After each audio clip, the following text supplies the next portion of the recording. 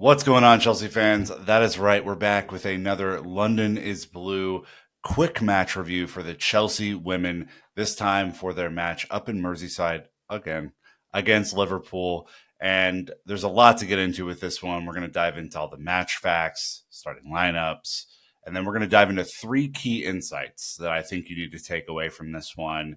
One of them is very, very interesting. The other two are a little bit more fun. So without further ado, let's get stuck in. That's right. We're back for another match review, and this time instead of going up to the blue side of Liverpool, Chelsea went up to the red side of Liverpool. Not a happy hunting ground, as you will come to find out very, very quickly. Chelsea obviously had a huge loss there at the end of last season. Haven't won there since 2019, which is pretty frightening, just given Chelsea's record in the league. So this was kind of a bit of a bogey fixture for Chelsea. And what it meant for Sonia Bonpastor is that there was a little bit of a hill to climb, but climb it they did. And so my 3-word match review for this one is not this year. Chelsea did everything in this match to quell Liverpool's quick attacks, to dominate on set pieces, and to basically take the air out of the balloon with a huge amount of traveling support there to cheer them on. So massive, massive win for Chelsea, who win 3-0. Tom Gary, who's a reporter, reported before the game, there's a good sized traveling support here at St. Helens. St. Helens' new stadium for Liverpool women instead of Prenton Park. So this was kind of a new venue for Chelsea to visit. He said good sized traveling support here at St. Helens from the Chelsea fans, especially given it's a lunchtime Sunday kickoff and it's live on TV. Not a short journey to get up to Merseyside, whereas the numbers in the home end are disappointing. And for all those who traveled, who watched these videos, you guys came through loud and clear on the broadcast in the States. It was awesome. Heard all of the normal cheers, and didn't really seem like Liverpool fans were into it. And that's because Chelsea won this game 3-0. It was a relatively contentious game for a 3-0 game. Liverpool are certainly a decent side, and they do give Chelsea trouble. But in this game, unlike last year, Chelsea kept a clean sheet, did not give up 4 goals, did not give up all the set piece goals and everything. Myra Ramirez in the 37th minute, Guro Wrighton in the 42nd minute, and then Aggie Beaver-Jones finishing it off in the 90th minute. The starting lineup for this one for Chelsea was a little bit different than it has been over the last couple of matches. Hannah Hampton, of course, in goal. Lucy Bronze returning to the side. Kadisha Buchanan, Millie Bright in defense, kind of a standard pairing at this point. Sandy Baltimore, of course, kind of that left wing back role. Erin Cuthbert and Shuka Niskin in the midfield. Micah Hamano in at number 10. A little bit more on Micah later because I thought she was truly excellent on the day.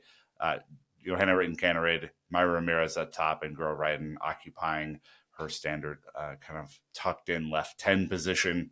Subs, we've got a return of Kat Mack. Very excited for Caterina Macario to come back in. She's been still battling, I think, fitness to get back. So really good to see her get some minutes at the end of this one. I think like 12 minutes roughly. Ashley Lawrence, Vika Kaptein, Oriane Jean-Francois, and Aggie Beaver-Jones. Unused subs, Zachira Musovic, Natalie Bjorn, Ev Paraset, and Melis Empom.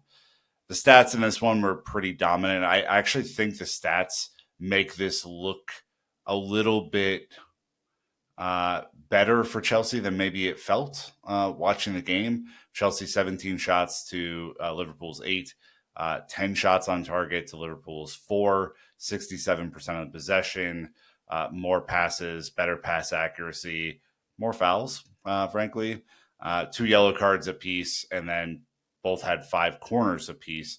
Corners are going to be important as we talk about set pieces here in a bit. But the one random stat is actually not that random because this is the first time that we have beaten Liverpool on the road since 2019. And if you think about Chelsea's run in the league and the dominance that they've shown, that's pretty extraordinary. So the fact that we're able to get a little bit of a bogey fixture out of the way relatively early, get that win is very, very good for the season. Jesse Parker Humphreys, who writes for the Cutback, formerly of the London is Blue podcast, wrote in their newsletter this week, there are still certainly elements to work on. Liverpool are a good counterattacking side, and they should have threatened Chelsea more in transitional moments than they actually did. Their press also did cause Chelsea problems. I agree. In the second half, but the 2-goal cushion was ultimately, it felt like it was never a serious threat. They created few clear-cut chances, finished with an expected goals of 0.44. It means that Chelsea have conceded 0.5 XG or less in 4 of their 6 WSL games so far, with the caveat that we haven't played Man City yet. Man City are clearly the other really, really good team in the league. But I think Jesse's analysis here is right. When I watch this game, and admittedly, it was an early kickoff. I think it was 6:30 a.m. kickoff on Sunday in the States. We had the men's game against Arsenal later in the morning. When I watch this game and then watch the replay, what stood out to me is that Liverpool are not as good as Chelsea. Obviously, they're simply not. They're maybe like a step slower in every facet of the game than Chelsea, but they are improving. And they did give Chelsea fits at times. Their forwards were super, super quick. And I was really interested how Chelsea were going to deal with the battle on set pieces, which we'll get into in a second. But this was a physical game, and Chelsea, did have a lot to contend with. Kadesh Buchanan had to make a couple of really great tackles in our defensive half. Millie Bright had to be possessionally excellent. We had to make sure that we transitioned through the midfield. Aaron Cuthbert and Shukanuskin cleaned up a lot of messes in transition. And ultimately, this game was messier than the 3-0 scoreline gave it to me. Like, I thought this was a pretty competitive fixture, even though that Chelsea clearly grounded out and got a win. But it shows me something that I think we're going to get into, which is that Chelsea can win different games now. This was not a coast like Everton was. Everton was, that was too easy almost. This was a much bigger battle for Chelsea, and they showed up and acted accordingly like a big team does. And so really, really pleased with the performance, even if it was a little dicey there in the second half. But overall, Chelsea just have that much more quality and were able to get the job done. Now, a few things to get into. We're going to try some insights here. 3 insights from this game. First insight, Micah Hamano is a player that I admit didn't have on my bingo card as a number 10 in the league this year. Didn't have her as an important player, especially this early on. I think injuries to Lauren James and Kat Mack's slow return have put her in a position to play more than maybe I expected her to, which is a pretty big compliment to her and her game, given the amount of attacking talent that exists in this team. She was truly excellent on the day. SofaScore only gave her a 7.1 rating, but if you are a fan of watching someone do all the little things in a game, this is a player for you. She's not a stat patter. She only has 2 goals this season, 1 in the league, 1 in the Champions League. So no assists. She's not a ultimately like overbearing creator in this kind of system. But what she does is press like hell, win balls up high.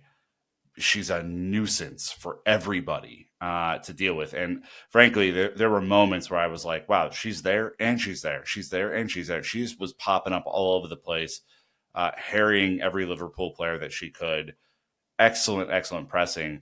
And then her positional play is really critical in and out of possession. Out of possession, she's able to drop back and almost become a number 8 and really help the midfield. Aaron and Shukanuskin really dominate the midfield. And in possession, she is a really good passer, and she's able to move the ball in really smart ways that help Chelsea keep track of the ball, whether it's in a more controlled possession setting or on a really quick counterattack. She has speed, and she can really play good balls on the run as well. This is a player to watch. Her heat map, if you go to SofaScore ever, is all over the place. There's like hot red in the attacking third, which you'd expect, but she also tracks back into right back positions and left back positions and CDM positions. This is a really, really good player. Okay.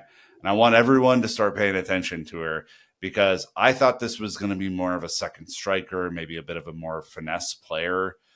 What she is right now is an absolute unequivocal nuisance. And if I were an opposing team, I would not want to see Micah Hamano in the Chelsea lineup because it would be absolutely annoying to play against. So, Micah Hamano, she also gets my player of the match because I really honed in and watched her do her thing. Was very pleased about this. Second insight from this one is a vibe check. Okay. Couple of quotes here for you. The team is in good spirits, as you'll see. Sonia Bonpastor, she says, even if it maybe has been a perfect start for us in terms of results, points, and also performances, we haven't won anything yet. We need to keep a good balance between confidence, which is really important for the players. We also need to keep our head on our shoulders and be in line with reality. That's my job, to make sure I maintain the balance. And I think the players are really starting to gel with each other, 11, 12, 13 games into the season, right? Hannah Hampton follows us up by saying it's big following the win against Liverpool. We knew the challenge they were going to bring. We knew we had to work hard all over the pitch to get a result. They're a good team on the transition, really fast forwards, all this stuff. 3 points are massive. We're playing with freedom, and we're trying our best with Sonia's style of play, and it's showing in the results that we're getting. The more we're performing, the more you want to get back out on the pitch and do it all again. This is a vibe. Okay. I want to work hard because we're seeing the results of our hard work, and they're really great. And the sellies in this game were excellent. The Chelsea women admin on Twitter with the mood, and it's Micah Hamano and Chuka Nuskin with the fist pumps, all of the quotes, all the love, all the set. Like this is very much a team that's bringing good vibes into a big week, right? Away at Celtic in the midweek, and then back home against City at Stamford Bridge on the weekend. Big week for us, and the vibes are immaculate. So I think that's down to the players adapting to Bonpastor and Bonpastor adapting to the players. Watch this space. The better the sellies are, the more the vibes are in check. Third and final insight from me is all about set pieces. Okay. Set pieces were an area where Chelsea, I think, suffered a little bit last year. Certainly against Liverpool when we gave up a bunch of set piece goals. That was not the case today. Chelsea were very much up for this on set pieces, offensively and defensively, really focused on the defensive side because of the performance last year. But this was an area where Chelsea were honed in and ready to go. Bonpastor says we were really focused on set pieces because we knew it was one of their strengths, Liverpool's strengths. We did well. We maintained a clean sheet in the game. We conceded some corners and some free kicks, but we're really strong defensively, and that's part of our mentality, making things hard for the opposition. That is in essence, okay? For me, when I watch football, the midfield and defensive parts of the game, which are not as sexy to watch, are the things that I really love watching. I love watching teams compete. I love hard tackles. I love great positional play. This team is starting to get it. We were, I think, way too open defensively at the start of the season. Some of the performances that we were seeing were getting countered way too easily. This team is starting to adapt to the way that they play, the way that they track back, with the way the midfield drops and then advances. Like this is a very practical experiment that's going on right now, and I think the team is really adapting to that. Strong on corners today. They had nothing going there. So set piece is another thing to watch. Journalism RP, good friend of the show, said that Chelsea were dominant at set pieces, scored 3 very different goals. Substitutes have an impact. It's all true, and that is where we are. Because look, we're advancing into a big week. Like I said, Chelsea second in the table, 6 matches played, 6 wins, 23 goals for, 3 goals against, with a 20 goal difference to Man City's 12. They are on 19 points with 1 more match played than us. We are on 18 points with the match in hand. We play each other on Sunday. For the love of God, get your tickets and go to this game. If you are anywhere in the UK, support this team. The away support for Liverpool was incredible. Can't thank them enough for that. Get to the bridge. Sell out the bridge. Create a feverish atmosphere for this team. Please. It's really, really important to do that. Before Sunday, Chelsea go up to Scotland, the home of one Aaron Cuthbert, for a little bit of a homecoming against Celtic. Chelsea FC website putting a little bit of a piece together on this, where Aaron left Glasgow City as a teenager to pursue a new career at Chelsea. She's been here 8 years already, which is fascinating. Winning 6 Women's Super League titles, 4 FA Cups and 2 League Cups. So just the casual 12 trophies in that time in 8 years. Aaron said this before the game as you're watching this this week. For me, having my friends and family there is going to be absolutely class. One of the last times I played in the Champions League in Scotland for Glasgow City was against Chelsea. So to come back now playing for them is a first full circle moment. It's a bit crazy and surreal, but I'm really excited for this opportunity. It's difficult to put into words how the last 8 years have gone for me here. To go back to Scotland as a fairly established player for this Chelsea team is a proud moment for me. I hope it makes every young girl at Celtic Park believe they can achieve their dreams, do whatever they want to do, whether it's playing for Celtics or for Chelsea. They can do whatever they set their mind to. And on that excellent end, we're going to close this one out. Thank you for watching another Chelsea women's match review on YouTube. Tell your friends, share this episode. We really appreciate it. Hit that bell icon for more content. And until next time, Chelsea fans, you know what to do. Keep the blue flag flying high.